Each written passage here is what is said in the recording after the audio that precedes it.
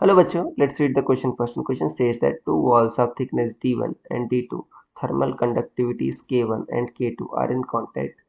In the steady state, if the temperatures at outer surfaces are T1 and T2, the temperature at common wall will be.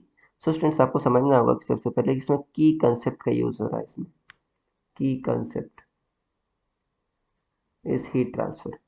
क्या होगा इसमें? Heat transfer. और इस question में heat transfer to conduction की बात हो रही है. कुछ ऐसा सिस्टम है कि दो रॉड्स हैं, ऐसे सीरीज में ज्वाइंट है. पहले की जो लेंथ है वो क्या है? D1 है, थर्मल कंडक्टिविटी K1 है. दूसरे की D2 है लेंथ और थर्मल कंडक्टिविटी K2 है. आउटर सर्फेसिस का टेम्परेचर मान लो यहाँ पर T1 है, यहाँ पर क्या है आपका? T2 है.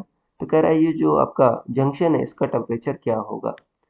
कैसे पता करेंगे? बहुत ही आसान है. देखो, जो रेट ऑफ हीट ट्रांसफर होगा जो इस रॉड से होगा वही उसी रॉड से होगा. ये दोनों सीरीज में है तो सेम हीट करंट जाएगा. तो जो dq/dt है क्या होता है आपका?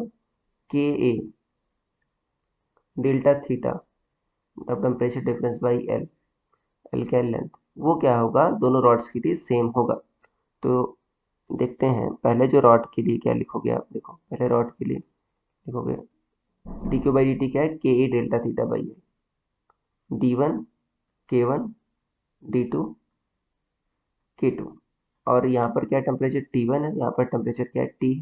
यहाँ पर टेम्परेचर क्या है? T2 है. तो के A delta theta by L ये था आपका रेट ऑफ हीट ट्रांसफर. ये था dq/dt.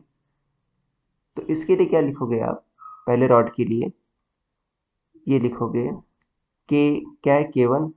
एरिया क्रॉस सेक्शन आप ए मान लो, दोनों का सेम है. डेल्टा थीटा क्या होगा? टेम्परेचर डिफरेंस क्या होगा? T1 minus T upon L क्या है आपका? D1. दूसरे के लिए क्या लिखोगे आप? K2 इंटू ए. T2 यहाँ पर क्या लिखो? T माइनस T2 क्योंकि T ज़्यादा होगा. T minus T2 upon D2. ये ए कट गया.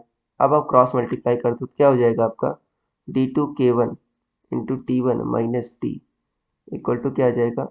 D1 K2 T minus T2. ये आ जाएगा. अब क्या करो? टी को इधर ले आओ, T2 को इधर ले आओ. तो क्या आ जाएगा आपका? K1 D2 T1 plus D1 K2 T2. और इधर क्या आ जाएगा आपका? टी वाला क्या आ जाएगा? D1 K2 plus D2 K1.